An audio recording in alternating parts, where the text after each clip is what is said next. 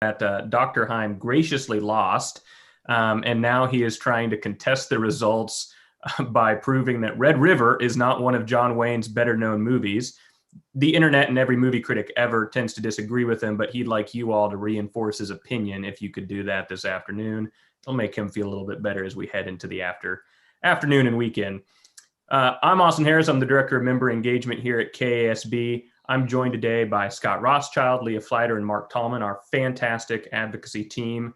And Chad Higgins coming in strong with a Clint Eastwood is better than John Wayne opinion. So them's fighting words.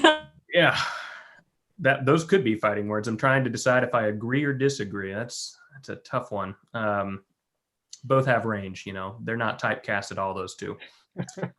We had a shorter week in the legislative session, with Monday and Tuesday being days off for the legislature, but that does not mean it was not a busy or eventful week.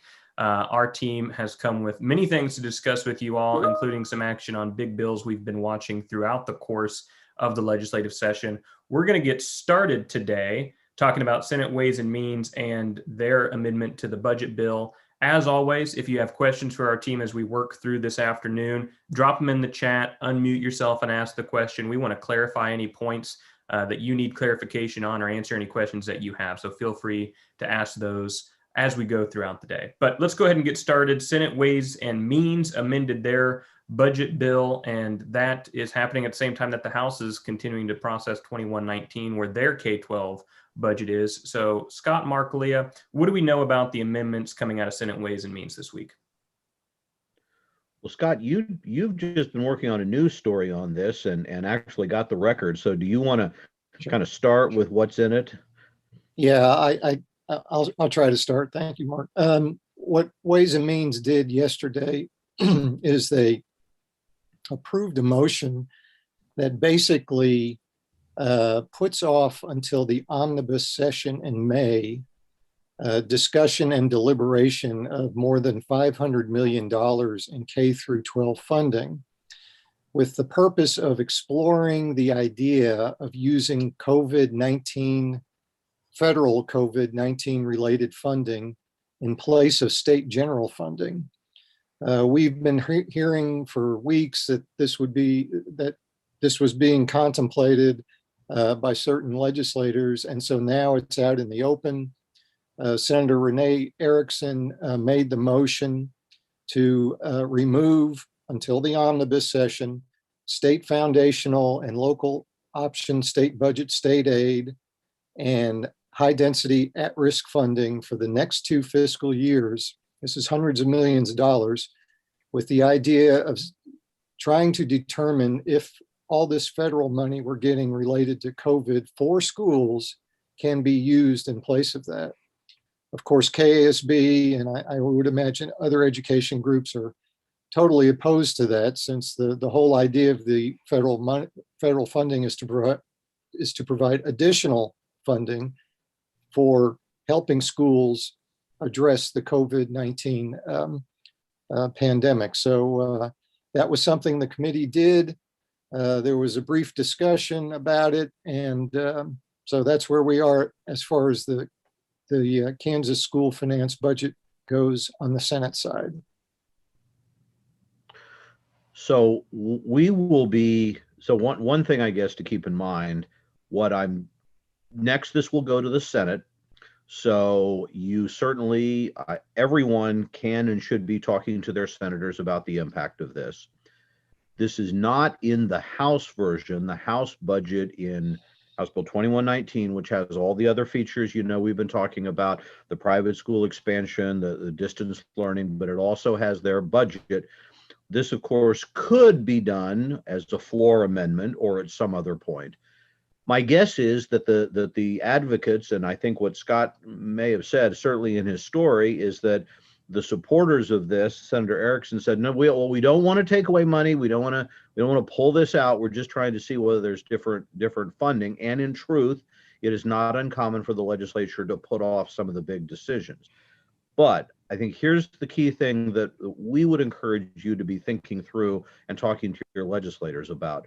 And that is, number one, remember that the reason that the additional funding was being put in, So what Scott's talking about, it is the increase in base state aid from the current year to next year and then to the following year, and the state aid for the local option budget that will go up along with that.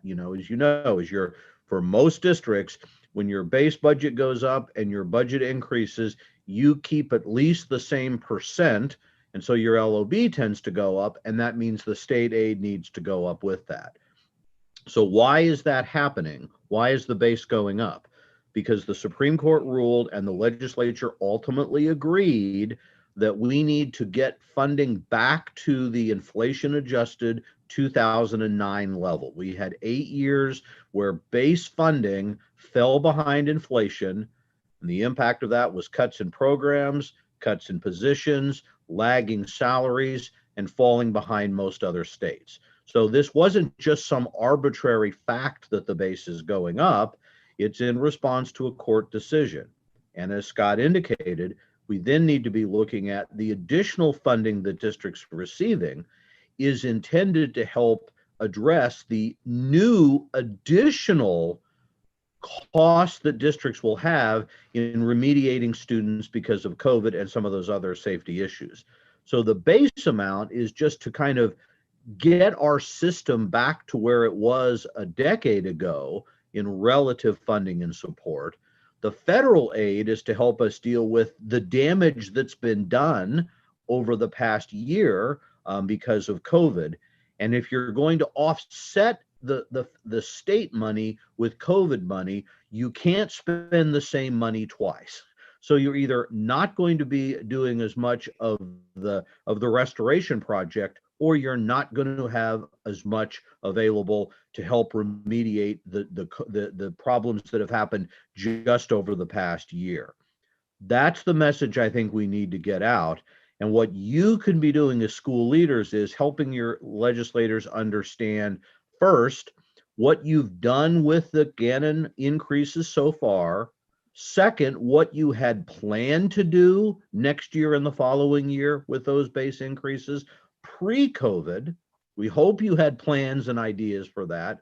And then finally, how are you beginning to identify the needs you will have for the students based on what's happened, and how you would be using those new dollars to address what the State Department is saying, to first of all address the learning loss of this year's seniors as a high priority, and then second, over the next several years, how you'll identify where kids may have lost learning, other social needs, other emotional needs, and use those dollars to address it.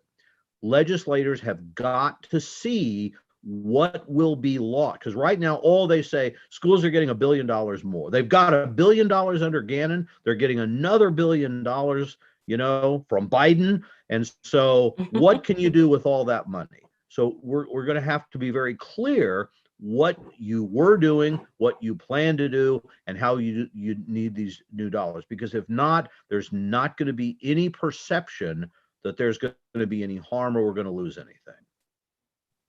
Leah is nodding, so I assume she wants to either agree or disagree. Agree, Mark. Good job.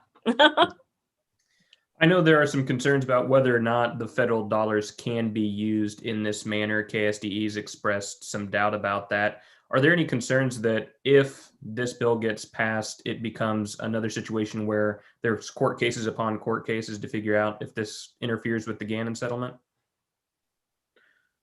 Well, I mean, it's very hard to know exactly how the court might respond in every eventuality.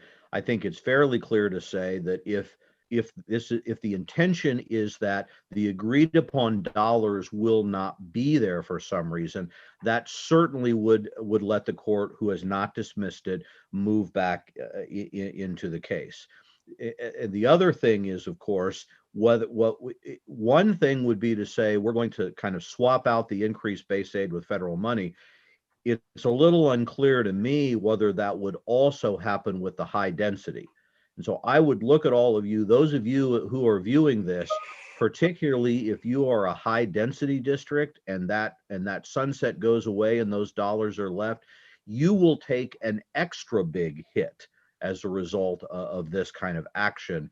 And then I guess the final point is, even if the court and the federal government would accept doing this, those COVID dollars are one-time monies. And so this just means that eventually the state is going to have to replace what is looking at close to $300 million. They're going to have to come up with that in 2 years or so down the road anyway. And so at a minimum, we need to be talking about legislators. What is your budget plan going to be? Why are you doing this? What are you going to do? If you can save this state money, what are you going to do with it? And if you're going to spend it on something else, how will you replace it when the federal dollars run out? Because I think everyone agrees, even if you could use these federal dollars, they're one and done. When you've spent it, they're not going to be available in a repeating fashion. And as Scott has mentioned in the chat, if you or your districts are doing anything about addressing the learning loss related to COVID that you want to share with others in Kansas, in particular, those at the State House, we are happy to help you spread that message. You can email Scott. His email is in there. We also have a form on our website that you can submit those stories through for Voices of Education campaign to try to show and highlight the great work that's being done across the state in response to COVID-19 and push back a little bit against the narrative that we're hearing from many at the state capitol.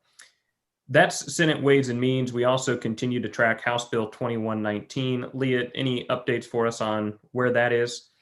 Well, it was not acted on by the turnaround deadline last week, but it was referred to the House Appropriations Committee, which made it still alive. And the Appropriations Committee did kick that bill out in a procedural move the other morning. And so the bill is now back on the House calendar, but it's what we call below the line. So it is not scheduled for floor debate yet. We are hearing that there is quite a bit of concern among some members of the House about this bill, and that may aid in having that bill being brought above the line, brought to the floor for debate. So I know we're all tired. We're tired of this bill, but we really need you to keep working on prepping your lawmakers to oppose House Bill 2119, because our efforts are working, and we need to keep up that great effort as we continue to monitor this very bad bill. Absolutely. Mark, Scott, anything to add to House Bill 2119 or any of the other budgetary bills cruising through the House and Senate?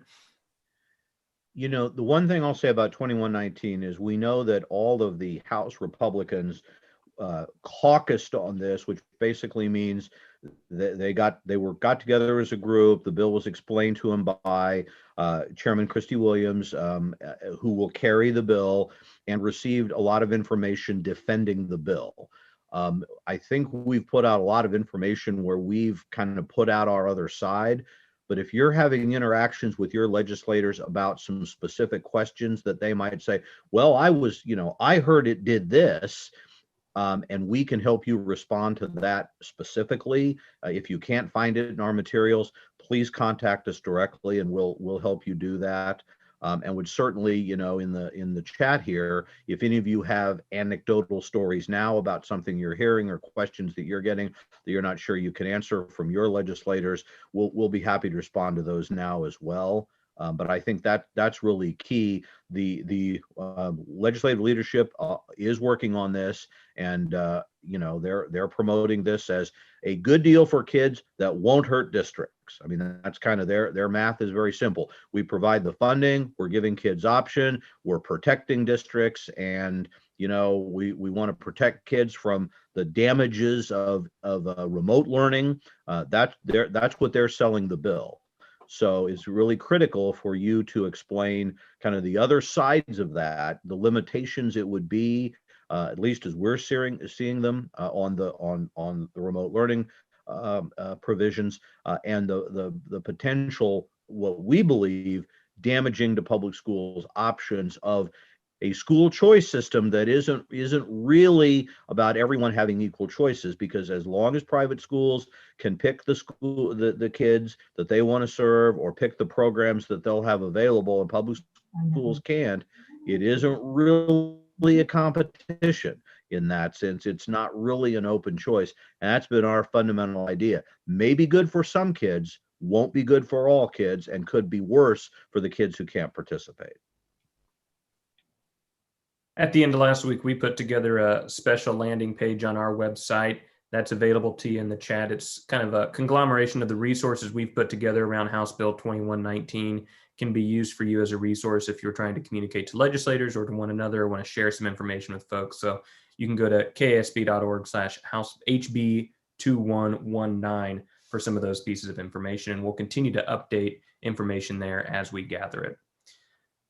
Leah, we'll move on to Senate Bill 235, which you've been watching now that it's on the House side of things. That's the in-person learning kind of back to school bill that came out of the Senate, and 235's out of committee and now going to the floor. What update do you have for us there? That's correct. The House K-12 Education Budget Committee kicked that bill out earlier this week, and it has now been scheduled for floor debate on Monday in the House of Representatives. So as you may know, the bill says that all school districts must offer some sort of in-person option for their students by March 26th, 2020, and going forward in the future. So we obviously testified against the bill. I think you all have received a lot of information from us about this. This is something that you'll need to be contacting your folks on over the weekend. You know, there's a lot of angst about remote learning. We all agree it's not the best thing for all kids. It is good for some kids. So, we would hate to see remote learning prohibited in the future, whether it's in a public health emergency or just because some kids do really well in remote learning. Again, just acknowledging the frustration. None of us were happy with the way the school year played out, but we need to be aware of the impacts of this bill moving forward. So we would urge a no vote on that. And if you need any more information from us on that bill, just let us know. Mark or Scott, anything you want to add on that? Sorry. No, you're good. Yeah. Very good. We'll move on to Senate Bill 13, which covers some of the school budget process and the 20 mil levy. That's gone back and forth between the House and Senate based on some amendments. Mark, Scott, Leah, what update do you have for us on where that bill stands now? Well, I will start unless someone else wants to jump in. Our regular listeners, we talked about this last week, but a lot of people don't know what happened still and have been surprised by this. Senate Bill 13 is this year's version of a bill that required most local units of government. There would be a what is called a revenue neutral mill levy rate would be calculated, which is basically designed to say you can't bring in more money if your mill levy stays the same, but that brings in more money. You can't go around and say, hey, we held the line on taxes. It basically says you can bring in what you would next year or bring in what would be due to higher valuation. But if you want to bring in money above that, then you've got to go through a process of notifying people on your website and in your newspaper, and a notice will be sent out by the county, and you would have to have a separate hearing and vote if you want to exceed that limit. Now, this, as I understand, can be done at the same time as your regular budget hearing, but you'd have to go through this additional process. Local units kind of got on board this extra step because they're under a tax lid, which really limits what they can do. And under this step, after they went through this process, they could do what they wanted. Since last year, school districts were not included. I think partly because we and others have argued that we are already, most of your budget is set by the state through the 20 mils in base state aid. The local option budget is limited to 1%. Bond issues have to be approved by voters. Capital outlay is subject to protest petition. So it's a very different system. And the Senate agreed with that, and the House agreed with that last year. And then at the very last minute, last Thursday, an amendment was made on the floor to remove all exemptions, including school districts. Well, the Senate, after some initial thought, and we were encouraging them not to agree to those amendments and go to conference committee to talk about this, Senate, particularly Chairman Karen Tyson of the Tax Committee, did not want to lose the bill and decided to go ahead and concur but then invite school leaders to come back and talk about the problems this week, Thursday, in a hearing on Senate Bill 277, which is the bill that would continue the statewide mill levy for 2 more years. So for better or worse, the Senate overwhelmingly agreed to the House amendment. So right now, the bill going to the governor, school districts would be included. We have an opportunity Thursday to try to convince the committee either to try to take schools out, which would mean they'd have to get the House to agree, or look at some amendments which might deal with some school concerns, but not remove them completely. We are encouraging your business officers and others to review the impact of that bill. I think at this point, there's kind of an agreement that we as schools could make it work, but it would be very difficult for several reasons. One is school districts don't really know how to calculate their budget until they get instructions from the department, which is based on software that they can't develop until the legislature settles school funding every year, because that's what determines state aid amounts and what the base is, and that controls your. So all these factors are not clear. There are also some other kind of technical questions about how well this would work.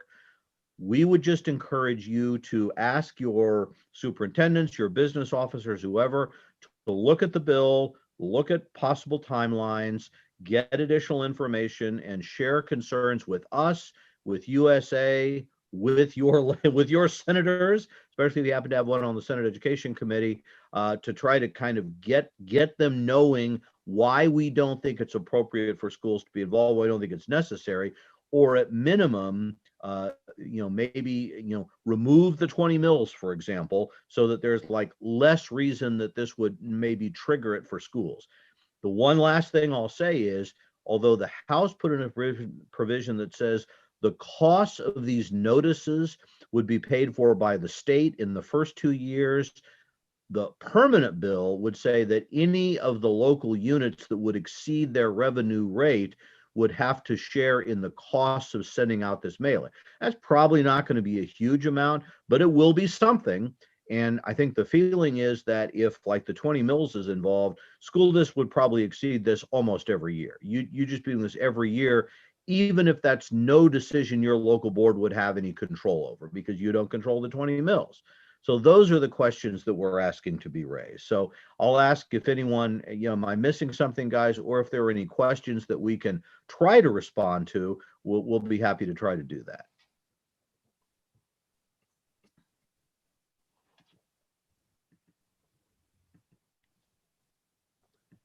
Leaving Clearly just a burning awkward silence for questions. And that's nothing like, the school district budgeting notice and, process to really get to get the blood flowing. But well, actually, this kind of reminds me of those hearings that we have on our budget, and you're there, you're ready, no one shows up. See, we were here, we were ready, no questions from the audience. So Chad Higgins, I don't know whether someone can go into the document we looked at the morning and pull those talking points out. We are going to be publishing something later today that will identify some of the concerns we've heard for now that would include what I've just talked about. So I don't know if anyone before we leave can find that and put it in the chat, but we will be sending something out as part of our regular emails. But again, we're still working through this, so we would encourage you to help us identify maybe there are things we're not seeing or other questions, but we will get something out on what we're seeing to this point. And there's a big long chat with the talking points. Mm-hmm. Excellent. Okay. Fantastic. Thank you. We can certainly circle back to that if people come up with other questions or want to add to those talking points as we continue our discussion on it. But we'll go ahead and jump forward to you, Leah. We've got a gun safety training in schools bill that you've been tracking. What can you tell us about that? Yes, this happened sort of by surprise yesterday. Yesterday, the House Federal and State Affairs Committee worked a bill, started to work a bill. They had a bill, House Bill 2089, which had expired essentially.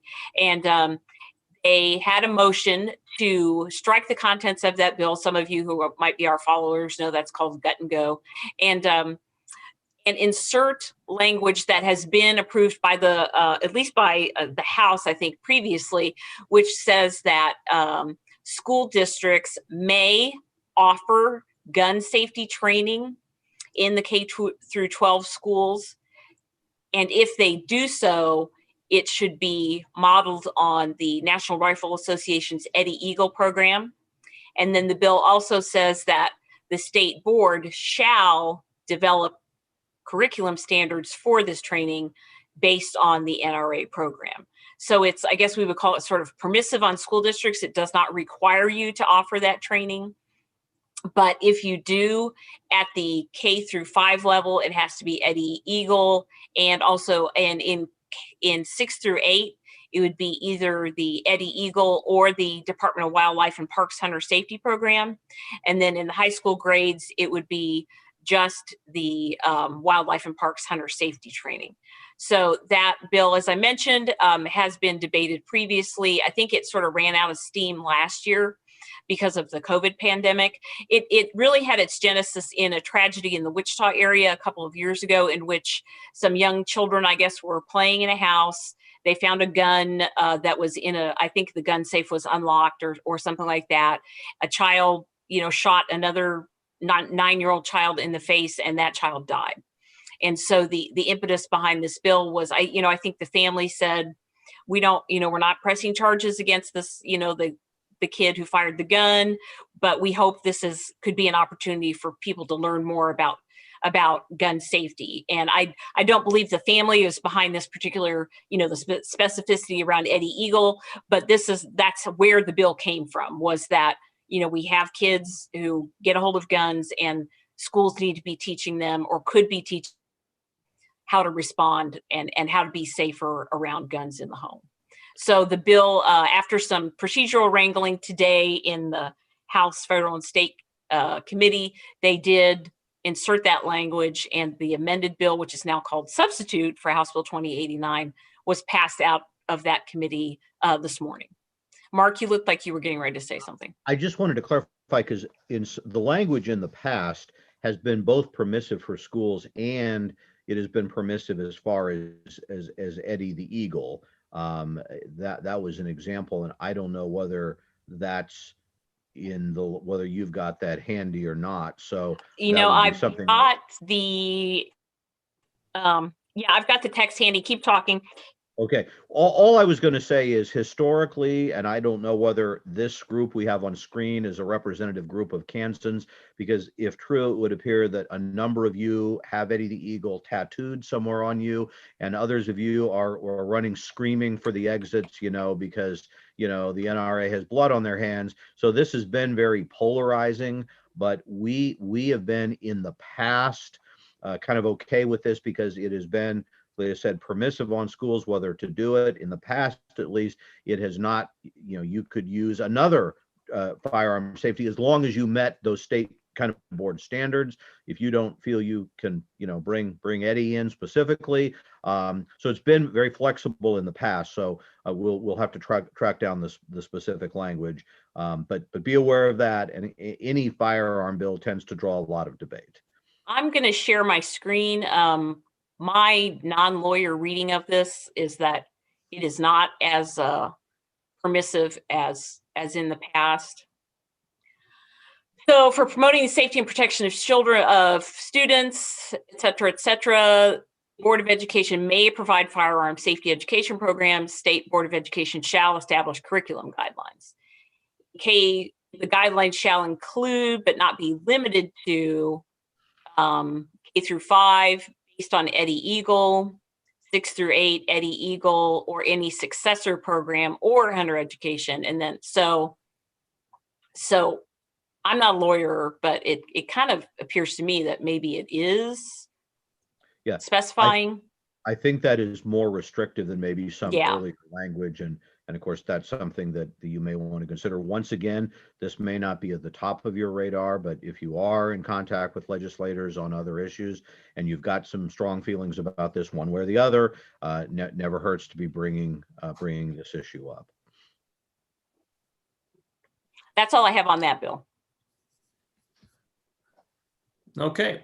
We'll jump to the KEMA Conference Committee using Senate Bill 40. Scott, you watched that a little bit this week. What update do you have for the group there? Well, I just happened to catch their meeting this morning, and they're basically looking at the big picture issues at this point. The House and Senate Conference Committee dealing with this Emergency Management Act met, and they seem to agree that there should be a legislative body that has the power to revoke executive orders and to protect the due process rights of people who feel aggrieved by emergency orders. The broader context of this is there's a lot of people, mostly Republicans, who are unhappy with how the governor handled emergency orders during the pandemic. And since Kansas, well, really every state in the country, I guess, hasn't dealt with something like this for over 100 years, they felt the need to modernize this Emergency Management Act. The House Conference Committee also seemed to agree that locally elected school boards during a statewide emergency should have the sole authority to close or keep open schools. And before you get carried away with the love they showed, they also think that anyone who feels aggrieved by any of their positions should have the right to a hearing and to challenge those. So they're kind of in the early stages of their negotiations, and they're going to meet again on Monday to keep working on this. But this is something we have to follow. It'll most undoubtedly deal with the authority of schools, of school boards. There is a emphasis amongst the Republican caucus to reduce the powers of the governor and reduce the powers of maybe unelected local health officials. And of course, some work to be done in that conference committee. There's pretty big differences between the House version and the Senate version of those KEMA changes. Several other issues that we're watching. Scott, no action was taken on Senate Bill 208 this week, but it's still alive. Any updates for us on that? Yeah, it was at first scheduled. Senate Bill 208 is the bill that prohibits transgender females from participating on female sports, in female sports. And it had a hearing, I don't know, it was probably last week. It seems like a year ago, but it had a hearing recently. And it's been kind of hanging fire. It was scheduled for discussion and vote in Senate Education this week, but that didn't happen. So it is possibly going to be discussed and voted on Monday or maybe anytime next week. The Senate Education Committee chair gave no indication, although she said there will be lots of votes next week on bills that they have already had hearings on. And Senate Bill 208, if you get a chance, go to the legislative website and read the fiscal note. If there was ever a fiscal note that read in between the lines, please don't pass this bill, it's that fiscal note. It talks about all the legal challenges that will probably occur and costly legal challenges. And it also talks about how, if it were passed, it could affect the ability for NCAA sanctioned events to come to Kansas. We've also been watching the civics test bill. That's now in the Senate. Leah, nothing scheduled on that so far. Any update to share? No, nothing to share. That's House Bill 2039. We haven't seen it scheduled yet. Good. And then just a few other pieces of legislation: securitization and extraordinary weather event costs, which means almost nothing to me. I understood weather and cost in that title, along with Senate Bill 32 and 51 in House Education. Any of you have updates on those three pieces? Well, we just noticed this morning that the Senate Financial Institutions Committee has scheduled a briefing on the topic of securitization and extraordinary weather event costs, which I think just an English major here, basically means there would be like some way to pay those costs over time somehow. And whether that is for the consumer or whether that is for the power company or who knows. But we certainly hear from our members and others a lot of concern about the spike in energy costs and how we will deal with that. The legislature did pass a bill which provide loans to municipal power companies to help them handle this. So we'll just be looking as to whether there's anything that seems to be affecting schools. We haven't seen it so far, but be aware of that. And then again, a few other issues rolling around out there. Senate Bill 32 is the bill that would let districts pay the tuition or a part of the tuition for their students in concurrent and dual enrollment courses, which we are supporting as again a way to help kids move through the system, prepare for post-secondary education. That's in House Education. The House Commerce Committee passed out a bill, and I think it may also be on general orders Monday, for the House version of the Promise Scholarship Act, which would provide state aid for students in technical programs and two-year community college programs in high demand areas. The Senate had a bill to do that, which did not get worked and is not an exempt bill. So maybe they're kind of waiting to see what the House is going to do. That the House Education Committee had a hearing this week on Senate Bill 62, the vision screening standards, which KFB supports. They have a hearing next week on Senate Bill 51, the Education Foster Care Report Card. The Senate is having a hearing on a House bill whose number escapes me, on the foster care oversight. So a lot of these little kind of safety bills and everything that we've been supporting, not very controversial, are moving through.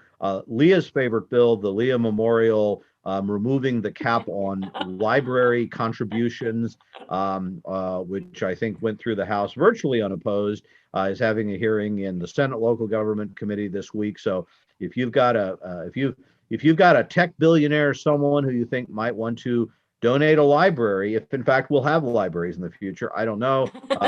We're removing any costs on your ability to get those donations. So if that's part of your city county engagement effort, you may want to be aware of that. So watching a little of those, but those are not particularly controversial at this point. Trying to remember, guys, is there any other issues floating around, bill or otherwise, that we need to share? Oh yeah, Scott, you may want to say a few words about that foster care, because it is something we're going to be having to pay attention to. Yeah, that was talked about during a Senate Education Committee this week. I just put the link. It's to the foster care education report card in the chat. And this is the first annual report on this. It was done through an executive order. Of course, there's a bill now to make it a law. And it basically found what I'm sure everyone knows already. Children who receive foster care services in Kansas are graduating at a much lower rate than the general student population, and they are scoring on average much lower on state assessments. I mean, this isn't peculiar to Kansas, it's happening across the nation, but now we have some hard data on this. And so the question for policymakers is how to use this. And I think one of the things that, while certainly, excuses can be made, that it's not surprising that kids who are dealing with profound trauma in their families don't do as well in school. I think it still raises questions of, so how are schools working individually or together to minimize these? Where are we on record transfers and those sorts of things? One of the things we hear is that the one reason that it's hard for foster kids to graduate is because when you move among schools, you have transfer of credit options, and will districts allow you to enroll in courses halfway through? And it just, what you find is foster kids don't work well within our system. And so the question is, do we expect them to bend to our needs, or are we looking for ways we can kind of bend what we do? And so I think it is a real challenge. And and legislators are going to be looking. And so I think, again, we want to make sure we are not kind of flinching in the face of this data and are talking about, so are there things we can do at the local level or at the state level that could make it easier to deal with these very great additional needs that we are not contributing inadvertently to some of the challenges that these students have. So any other comments folks want to make? Scott, others? Yeah. Okay. Well, as always, we'll do our best to keep you up to date, as you've already heard, and I'm sure many more things will change over the next week. It's expected to be a busy week next week. We'll have another advocacy update for you next Friday to bring all that information to you. As Mark mentioned, you can expect some email communication this afternoon with the wrap up of the week, and in particular, some of those talking points that we mentioned on a couple of different bills. Yeah, Austin, just because I don't know what we've said, it kind of remind where we are. There's only one more week of regular committee hearings after the upcoming week. So a lot's going to be happening. We are really coming up on some deadlines. So we have next week and the following week for committee work. And then the week after that is really just going to be action on the floor and then work in conference committees leading up to the April 9th. So way of thinking about it, there's really less than a month of the regular session left. And so we're going to see probably the pace increasing, and people who didn't get their bills done one way are going to be looking at other ways to do it through amendments and things. So stay ready and pay attention. But the good news is the time is beginning to wind down, I guess. So that's kind of where we are in the session at this point. And as Scott would say, we're rolling, raw hide. Hit them up, move them out. Hit them up, rawhide. That's our advocacy update. As always, if you have questions for our team throughout the week, feel free to reach out. They are very responsive and ready to help you connect with your legislators, connect with other people in your spheres of orbit, and continue to fight for public education here in Kansas as the voice of education. We will see you all next Friday. Same